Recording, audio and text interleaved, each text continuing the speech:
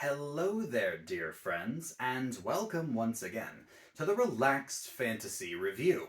Today, we're diving into Sebastian Crow's Guide to Drakkenheim once more. We're talking about the subclasses that have been invented by the Dungeon Dudes in their world of Drakkenheim. And today we're talking about a fighter subclass. It's no secret that the Dungeon Dudes themselves, experts on D&D that have been making content for many years, have opinions about the subclasses that have come in the official content. And one of their most well-known opinions is their disdain for the Purple Dragon Knight. The idea behind the Purple Dragon Knight was that they wanted to create a subclass that was a support fighter.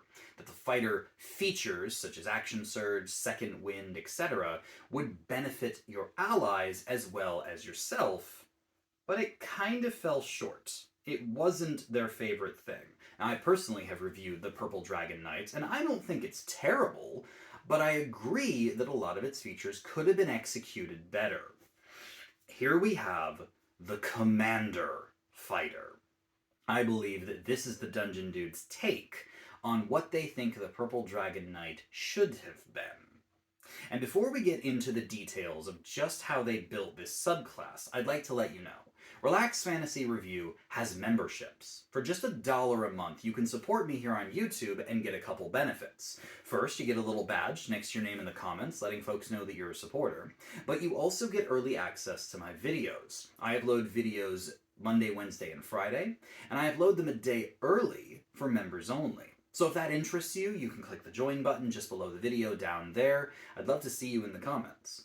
However, if it doesn't interest you, that's totally fine. I still appreciate you being here, watching my content, and supporting me here on YouTube.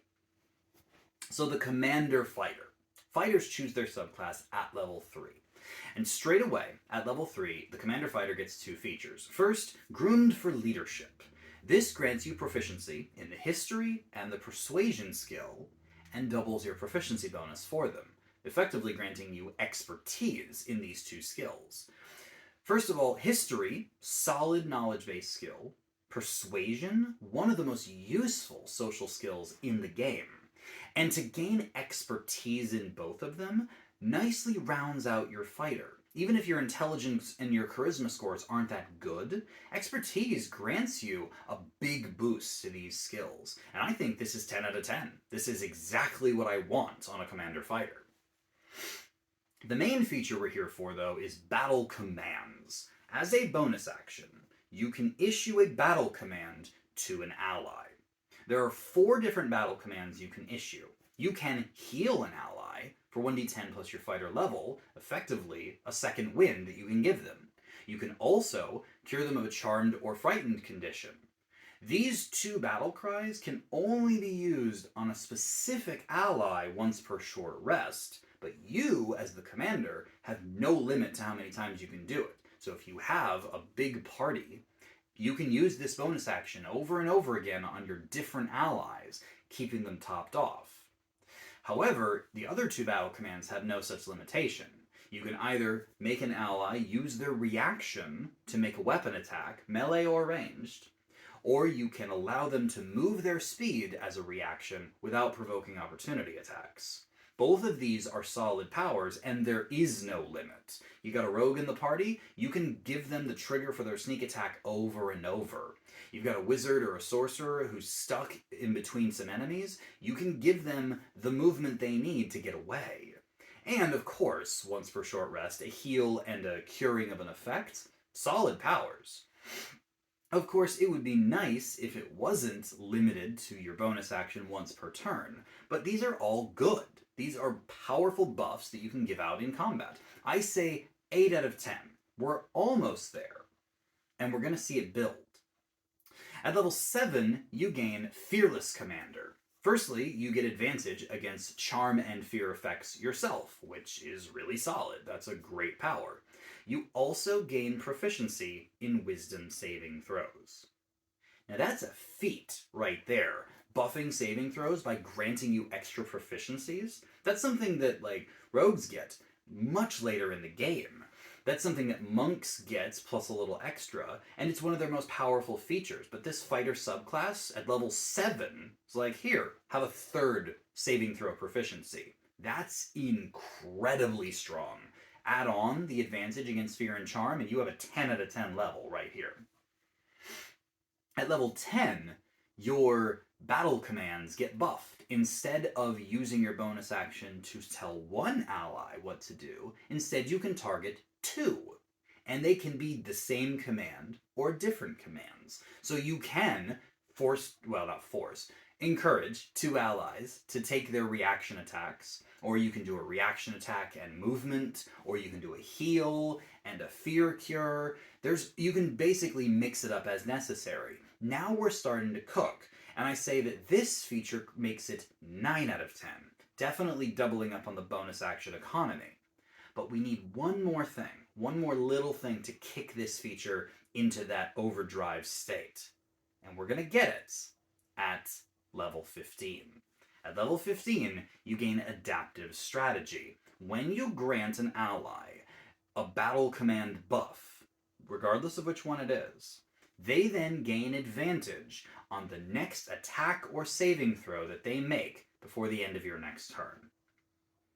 So now we're where we want to be. Now we have finally achieved the ultimate buff. You are healing, granting cures from conditions, granting reaction attacks and movement to 2 allies per turn, and you're granting them advantage offensively or defensively. Now we're here. This is the ultimate support fighter, and I give this feature 10 out of 10. It is exactly what we wanted. Would I have liked to see it earlier? Absolutely. But this is exactly the feature that takes the Commander Fighter up to that 10 out of 10. And then finally, at level 18, you get a feature that takes everything that's come before and actually blows it out of the water. Call to Action.